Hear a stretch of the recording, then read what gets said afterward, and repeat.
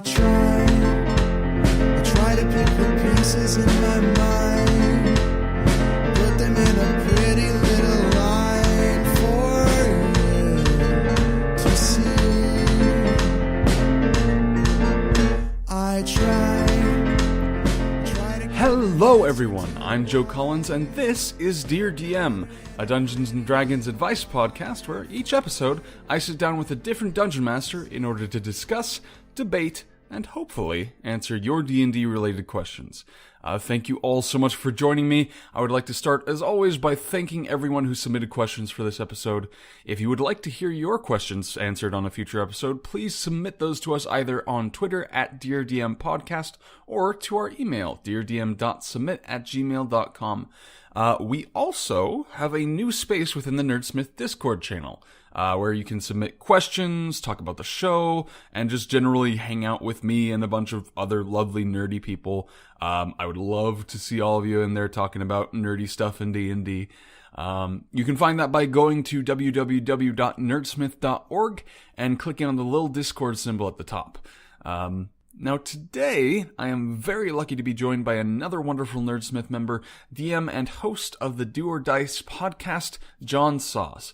Thank you so much for joining me, John. Thanks for having me. Yeah, we're continuing our little tour of Nerdsmith DMs here. It's fantastic to have you on.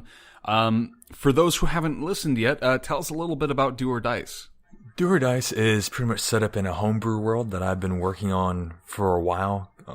It's taking place about 200 years after a massive world-altering event where the dragons of the world have basically been locked away in another plane of existence because the mages were taking advantage of their blood to augment their powers. Since then, mages have kind of been looked at as traitors, even the ones that fought against the dragons, the ones that, were not trying to use the dragons. Pretty much anyone that uses magic in this world is kind of viewed as a traitor, someone who is to be feared. So it's a little bit of a change on kind of a fantasy world. That's awesome. I love situations like that where characters especially it gives players the option of making things harder on themselves, which I'm always a fan of. Exactly. Yeah. In fact, the one that's coming out this upcoming Tuesday, tomorrow, is our wizard. Yeah, that's correct, because you guys are doing character intros right now before we get into the main campaign, which I am loving so far. They're absolutely lovely. But yeah, tell me a bit about your personal history with D&D. I always like to ask, how did you get started? I got started, I want to say, about 6-7 years ago. I used to be involved in theater, so I would travel around a lot for different jobs during the different, seasons of shows. And for about 2 years, I was in upstate New York, in a tiny little town. And one of my friends, that I worked with, asked a couple of us if we wanted to start playing D&D because there was really nothing to do up there except drink or work. So I started playing then. It was 3.5. Then I didn't play again till I moved to Georgia about 3 years ago. Or about 4 years ago, and then for the past 3 years, I've done nothing but DM since 5th edition pretty much came out. That's fantastic. But you haven't gotten a chance to play at all at 5e, or just DM? I have done one shot with 5e, and that was probably about 2 years ago. We'll have to change that. I'm definitely thinking about running some one shots at least for the Nerdsmith crew. So we'll have to get you playing some games at some point. Oh, that'd be fantastic. Yeah, but so you enjoyed it. I'm assuming because for me, I was a theater nerd for a lot of it, not professionally, but in college and high school. I imagine it resonated, especially 5e resonated with you for a lot of the same reasons. It resonates with a lot of actors, just the application of role play and mechanics, correct? What do you feel about 5e's approach to that? Oh, I definitely agree. However, I was actually stage technician. I only acted I acted when I was in high school. So I did a little bit of improv in high school and this or that, but I mainly did theater crew. But no, I definitely agree. I am very big into the role play aspect, and I think that overall 5th edition with, backstories and how they work that into it, it's definitely a lot more for kind of a role play type atmosphere. Yeah. So do we want to go ahead and just jump into the meat and potatoes of the show, start answering some questions that lovely folks sent in? Sounds good to me. All right. So our first question is, I'm consistently having a hard time setting up good combat encounters for my group. It seems like every fight either drags on for forever, or is a pushover, or even worse, is a near TPK. What am I doing wrong, and how can I fix this? And that's from a regular Null, which I appreciate the inside joke there. There's definitely a lot of different ways to come towards combat. A lot of it depends on how many people you have in the group. I think it was Mike Shea. Are you familiar with his books? I'm not off the top of my head, no. He's got the Lazy Dungeon Master's Guide. I think he actually just did a Kickstarter for the second, like the sequel to it. But I know a lot of people have issues with the CR ratings for 5th edition on trying to balance out that correctly. But I like the approach that he has of kind of like the 1/3, adding up your players' levels, divide it by 1/3, and that's kind of like what you want to hit to some degree for your creature rating. I know that especially with Xanathar's Guide, they kind of helped with combat a little bit. But I've always been, if things are a bit too easy for your players, I always would either increase the hit points or decrease during combat if it gets a little hard for them or a little easier, just to boost things. And they can always call in reinforcements. Yeah. Yep, that's a tool I use pretty consistently. I will say one thing that I've kind of learned over the years is that a lot of the times it's not even so much about the difficulty level, it's about how interesting it ends up being, because you can have like a victory by the skin of their teeth, or you can have one where the objective isn't just kill the other guys. Exactly. If there's a hostage situation, or we need to escape rather than try and win this. Like, I feel like a lot of times those options are overlooked a little bit. But I'm very intrigued. I need to look into that 1/3 rule, because I feel like that would be a good way of using it, especially for folks who haven't run it enough to kind of be able to gauge combat encounters without running them beforehand. Yeah, I see that it definitely helps a lot during the encounter tables. If you might be like, you have a night where someone's sick or someone brings a friend and you forgot to update things, you run the math quickly in your head, you might need 1 or 2 more goblins, and that kind of just helps adjust things on the fly. Yeah, and there's always the option of summoning things, having them come from the shadows. There's a lot of way to add opponents, but the only issue is that you want to start that way, rather than have more than the party can handle and try and find reasons to remove the threat. I feel like that it's always good to start off smaller and build up versus try and backtrack. Exactly. I've had a few times when I was first learning how to DM where I had that exact issue of the encounter was way too strong for them, and it's either a ally from like they met 3 sessions ago comes at the 11th hour to help, reinforce them, or I just change the HP of the monster on the fly and drop it down a little bit, or take down, fudge a dice roll here or there. I definitely prefer, in general, I try to avoid any kind of fudging, but I very much prefer that to the 11th hour NPC, because everyone's dealt with that, and the thing is, everyone knows. Everyone at the table knows, okay, this is the DM saving our ass. But there's nothing wrong with adjusting HP on the fly if you need to, but I generally try to avoid it as much as possible. As a personal, that's me. That's my thing. It's totally fine if folks want to swap it out. But yeah, that's fantastic advice for especially folks who, I feel once people have started playing for a longer amount of time, I know I personally kind of start ignoring XP levels and CR levels and everything. I just kind of, you just get to the point where you are able to know, okay, this ability is going to be this difficult to deal with. This situation is going to be a bit more harder than just if they were fighting in a room. It's really about learning the game well enough that you can make it without even considering a CR level in general. True, and a lot of it also has to do with who the players are. Are they new to it? How well do they know what their character can do? That's true. That's a good point I hadn't even thought about, because if you have veteran players, they can do a lot more with the same character as someone who doesn't know the character as well. I had someone who was playing a monk at some point, and she was sick for an evening. No one else really knew what to do, so I kind of took over and played the monk, quote unquote. And I was rolling the dice, and they're like, "How are you doing so much damage?" I'm like, "Well, she's never really read her key point abilities over here on the side." So after that, I kind of told her, like, you really need to read your character sheet. And she went, oh, I was wondering what that was. I'm like, you could have asked me. So yeah, it definitely has to do with how comfortable a person is with their character, whether or not that, kind of helps a lot with combat. Oh yeah. And that's the thing, is that, like, no matter how good of a DM you are, you can't know all of your players' abilities and keep track of them for them.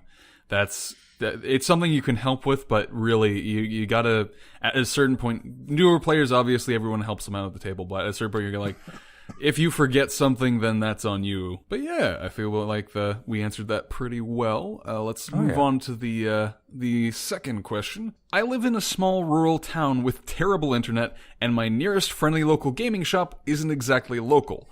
I'm thus limited to playing D&D with a small group of friends. We have fun playing D&D, but none of us particularly enjoy being the DM. And I've been kind of lumbered with the role, as I'm the only one in our group to have a copy of the Dungeon Master Guide. I've tried suggesting that we rotate who DMs every so many sessions, offering to show people the ropes and lend out the DMG, but nobody's having any of it. Have you any suggestions as to how I can make things more fun on my side of the screen without detracting from my friends' enjoyment as players? And that is from someone who preferred to remain anonymous. Oh, that is... It's a tough one. Yeah, that is a difficult question, because normally... I would normally say, if you're not really all that into DMing, it's definitely something you don't want to feel forced upon. Otherwise, you're not really getting that much enjoyment out of it. Yeah, absolutely. I think it's one of those things where this is a really tough situation, because with the limited internet and being a small town, there's no real alternative.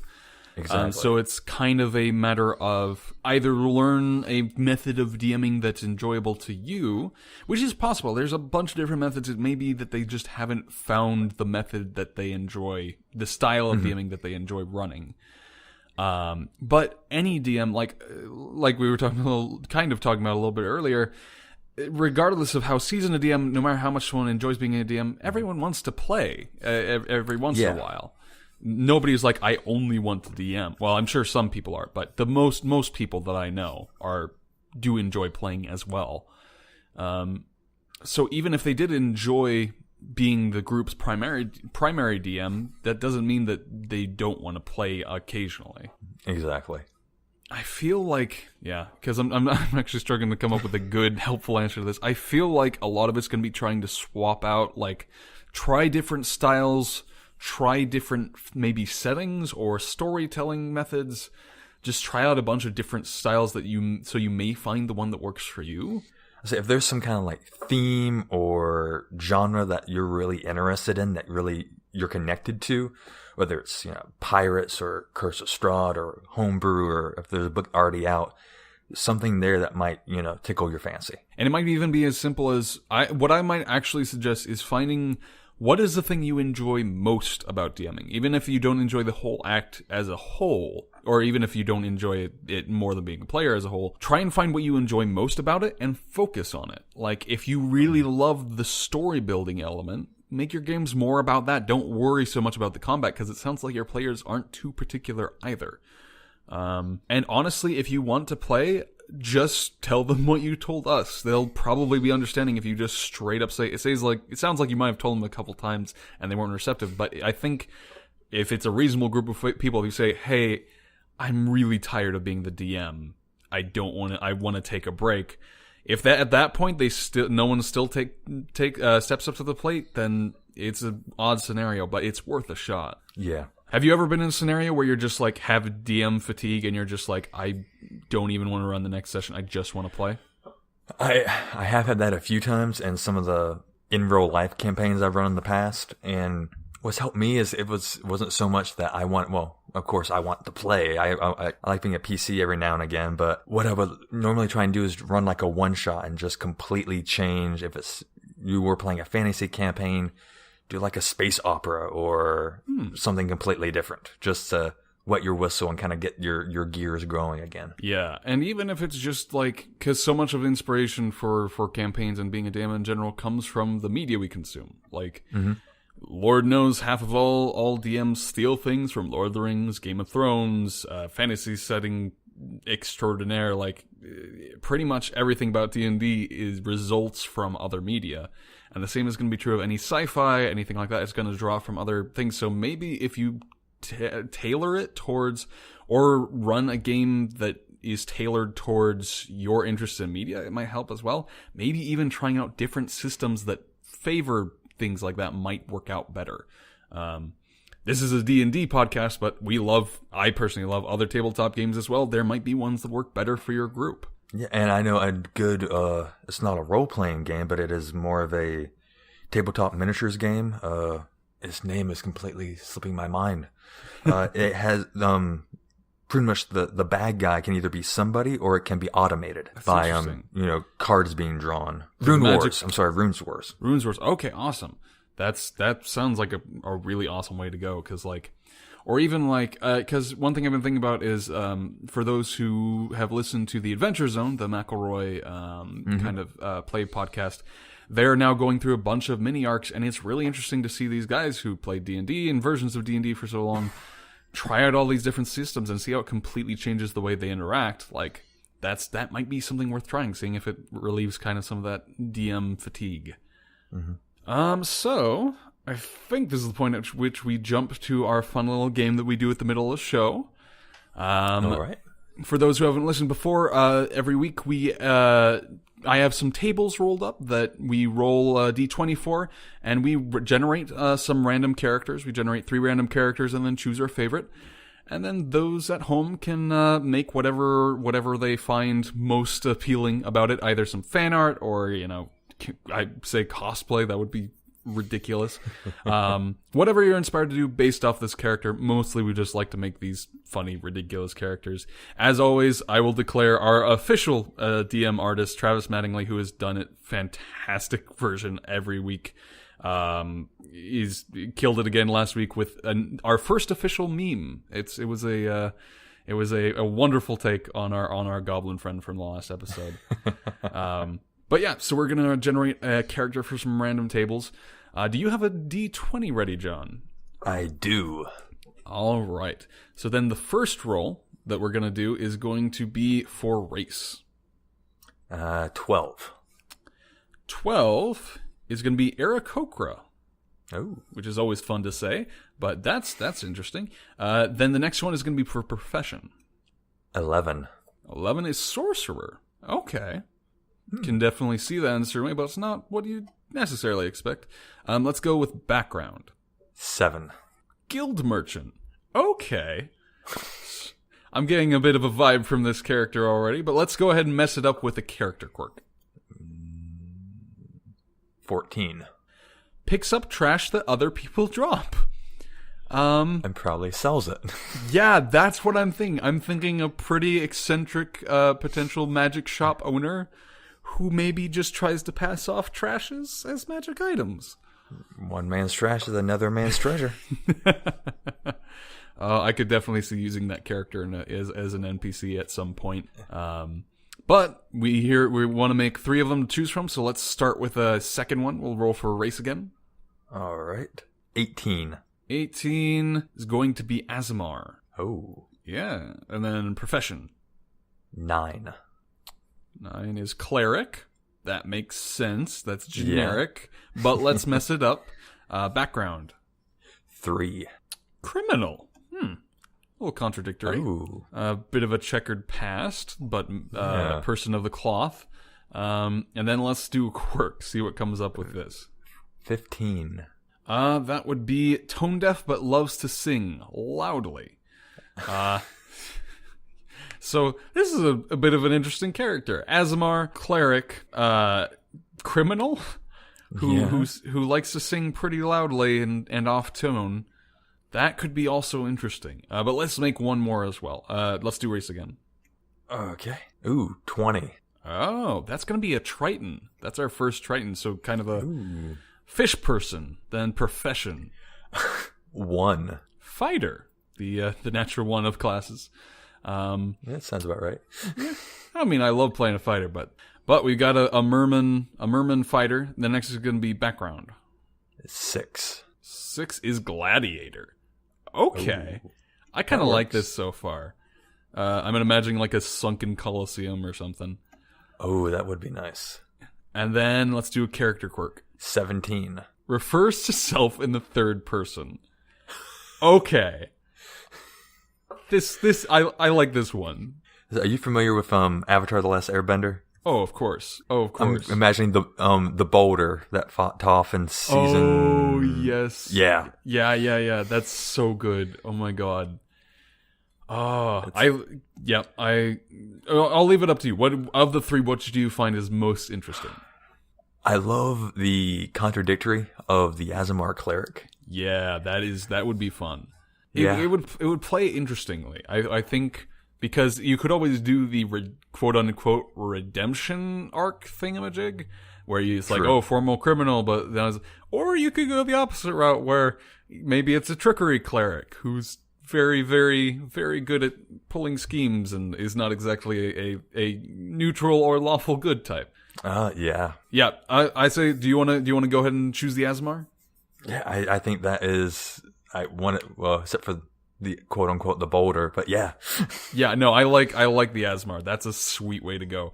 So, we have made our decision. We have chosen the Azamar cleric criminal, who I think we chose sings loudly, a bit off tune. Yes, and off tune. That is definitely. Come to think of it, if this were a tiefling, it might sound like Laura Bailey's current character.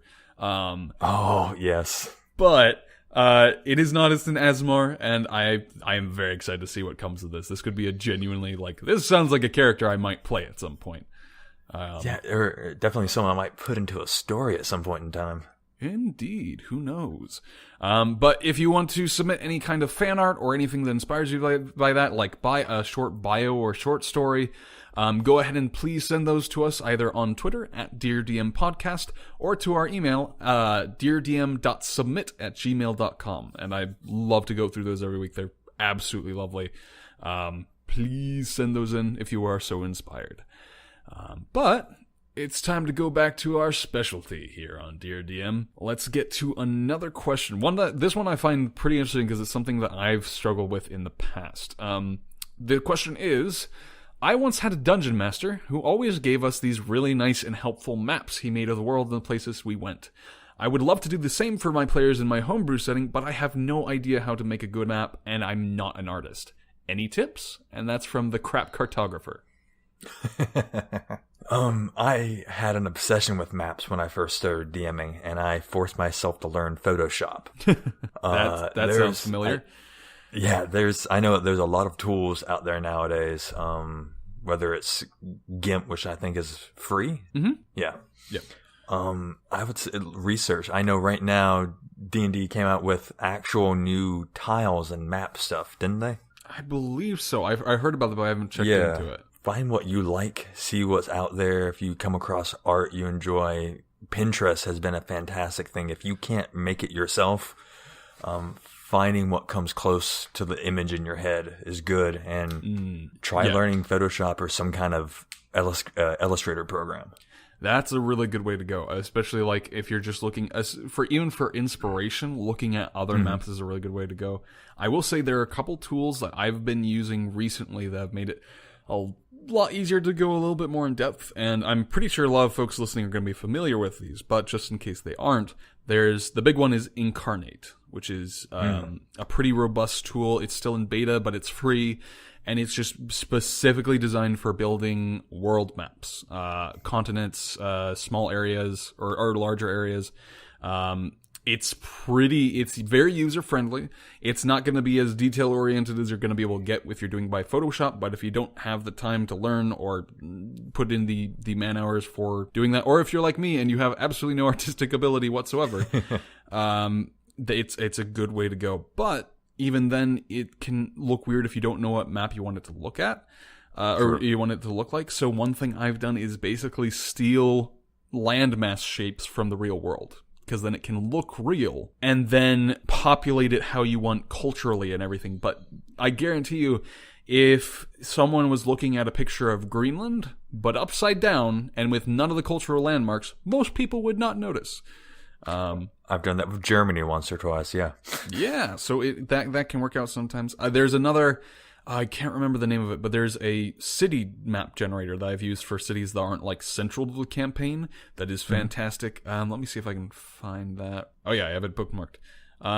I think it's just called Medieval Fantasy City Generator, but it's at watabao at .itch.io. I'll put a link to it, but it's a really powerful little tool for building cities and has a bunch of options. I'll have to check that one out. Yeah, it's sweet. I'll link you to it as well. It's honestly, I've been using it because obviously for like big cities and capitals, like I want to be able to customize it a lot. But if you're just generating a city, this is really, really nice. What is the most time you've ever spent on a map? Out of curiosity. Oh my god! So my last big campaign that we did for 2.5 years, when I actually first started DMing, I spent probably 3 weeks on the world map. Oh yeah, that especially when you're first starting a campaign, that can be tempting to just like dump hours into a world map. Yeah, I did the stupid thing of planning way too big and just spent way too many hours. Thankfully, the job I had at the time had the big Wacom tablet boards that had the screen. Oh. So it made using Photoshop a lot easier because it was kind of a design job. So on my breaks and everything, I got to use the big industrial. That I'm jealous of. That would be fantastic for making maps. Oh, I would love to have one for personal use. Yeah. Unfortunately, most DMs can't afford several $1,000s in equipment for specifically making maps, but no. Someday we'll all buy win the too lottery. many books. I feel like I can't be the only DM who fantasizes about winning the lottery just to spend it all on Dwarven Forge and minis, and there's so much things I'm like, I'm never going to actually buy that because I need money. But if I didn't need money, my wife and I have talked about that many a time. If we won the lottery, I get my own D&D room. Mm-hmm. A necessity. Of course. So let's go ahead and move on to our final question for the day. This is going to be from, this is going to be actually a really simple one. A one-sentence question that I enjoy. What is your personal favorite monster in D&D? And that's from Anders. Oh, man. It's tough. It's like your favorite ice cream, but I'll go ahead and say I'll expand it from monster to enemy, because I'll say it can also include just anything your players will encounter for combat. Ooh, I would have to say probably some kind. I don't want to say lich, but I love magic casters as enemies because you never know quite where they could be coming from in terms of attack or even background. And that's especially, like, nobody wants to say lich because it's the right answer, but it's like, you know what I mean? It's like, it is a very nice thing to play as a DM because especially really high intelligence enemies are fun to play because you get to kind of let go of like the not concept of metagaming because an enemy with like 22 or 23 intelligence definitely would know these things and would be able to read the battlefield in this way. And it lets you unleash a bit of like evil DM tactics that normally you kind of have to restrain yourself from, or most folks prefer to restrain themselves from. But it just leads to some more interesting scenarios. Yeah, it's not so much a hack and slash. There's actually, a little bit of strategy behind it. Yeah, absolutely. And I will say, I think this question changes drastically for me, depending on which level range we're talking about. Yes. Because there's my favorites for low levels, but they're entirely different than the ones you want to throw at high level players. Because, like, low level players, I always love one of the first tough fights I always throw at new players is a succubus. That's always fun. Oh. Because it's usually their first encounter with a flying enemy who's intelligent, and that gets them prepped for dragons, which is nice. Plus, succubus can always get away really pretty easily, like, because they have the fade into yada yada, they can go to the ethereal plane. They don't technically die. They just go to the, or at least in most lore, they just go to the 9 hells and then eventually come back. So that's also a real good way to set up a recurring character early in the campaign. So I'd have to say that's one of my top ones, especially for earlier levels. But it's hard to choose overall. I actually have not played with a succubus yet, so I might have to give that one a try at some point. They are fun. I can highly recommend it. Plus, it allows you to do some social messing beforehand if you set it up right. Yes. Some deception checks with, I think that, +9 or +11? Something ridiculous for that low level deception checks. But Yeah, no, that's always fun. If you had to choose one for like low level, one for mid level, and one for high level, what do you think your selection would be? Oh, high level would definitely be, a lich. Because low level, I think I might be a little, predictable of this one by saying like something like a goblin or something well known, just because it helps get, especially if you have new players, they know what a goblin looks like. It's a little easier for them to imagine a horde of goblins attacking you. Absolutely. I'll agree with that. Like, goblins, orcs, animals, all those things are good for new players because it's something that they've seen before, either in Lord of the Rings or in real life, or it's something that they can react to without it being too far out there. So I definitely agree something like that. Although if you're playing with veteran players, you can throw out some of the weirder stuff at lower levels. Very like whether it's a wormling or some kind of dragon of some type. The wormlings are fun, especially in 5e. They're very fun. Oh yes. And then for mid level, what's one that you enjoy? Like, let's say level 10, just to split the goalposts. Something Fae related. I'm trying to remember off the top of my head. It's been a while since I played with one, but I had players going against, it was some kind of Fae creature, and just illusions here, there, and everywhere. And it really threw them off, whether they were actually attacking the creature or something else entirely. Yeah, so maybe something like a bunch of dryads, or or hags, or Fae creatures in general are good for messing with players. I think that's really what the Feywild's about, so it makes sense. But like, yeah, I'll agree with that wholeheartedly. Fae, I feel like, is one of the lesser appreciated realms of D&D. Just because it hits that balance of being fantastical and interesting, and you can have all these charismatic and funny characters, but also it can get real dark, like, at the same time. Yeah. So I think that's gonna do it for us today here on Dear DM in terms of questions. Before we go, I just wanted to remind everyone to please send your questions to us, either at our Twitter account, at Dear DM Podcast, or in an email to deardm.submit@gmail.com. The more questions we get, the more content we can produce for you, and the happier I'll be. So please send those in. And if you've been enjoying the podcast so far, it would mean the world to us if you could please share it with your friends and give us a review on iTunes. And as always, I want to thank my dear friend Paul Parisa for the use of his song Whether or Not as the intro and outro music. And finally, I want to give a continuing and massive thank you to everyone at Nerdsmith, especially John for joining me today. Thank you so much, John. It's been a lot of fun. It has, definitely. Absolutely. And thank you, Nerdsmith as a whole, for welcoming us into the network. It's been fantastic, and we're looking forward to even more in the future. There's some exciting stuff coming up that I can't quite talk about, but there's some exciting stuff coming up. And you can find everything about everyone at Nerdsmith at www.nerdsmith.org to find all our lovely shows and lovely folks involved. For those at home, where can they find, other than Nerdsmith? Do you have your Do or Dice anywhere that the folks can find it? Yes, we have our Do or Dice website. It's doordicepodcast.com. You can find all of our links to the different stories. Right now the character episodes that are out are associated on the players page. We have Twitter, Do or Dice Podcast, Facebook page, again, Do or Dice Podcast. That's basically the best place to find us at. That's fantastic. And folks, go listen to it. I'm excited for this one. This is fantastic. So as always, we do like to close out the show with a game story. John, do you have a particular story you'd like to share? I do, actually. This was probably when I first moved to Georgia, and with a little gaming group I became a part of, I was playing a rogue gnome, and the guy who would eventually become one of my roommates was playing a kind of drugged out wizard.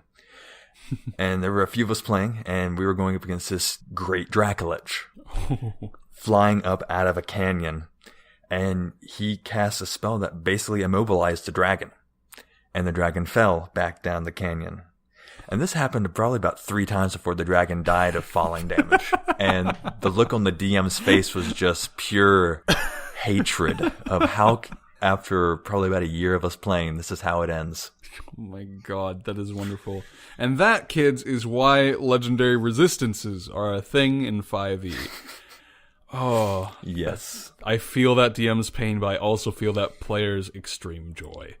Oh, yes, he was quite proud of himself for that one. Oh, that is wonderful. But that's going to wrap it up for us here on Dear DM. Thank you so much, John. It's been wonderful to have you on. Thanks for having me. But yeah, as always, I don't actually have a catchphrase or anything to close out the show. So for now, goodbye. Bye.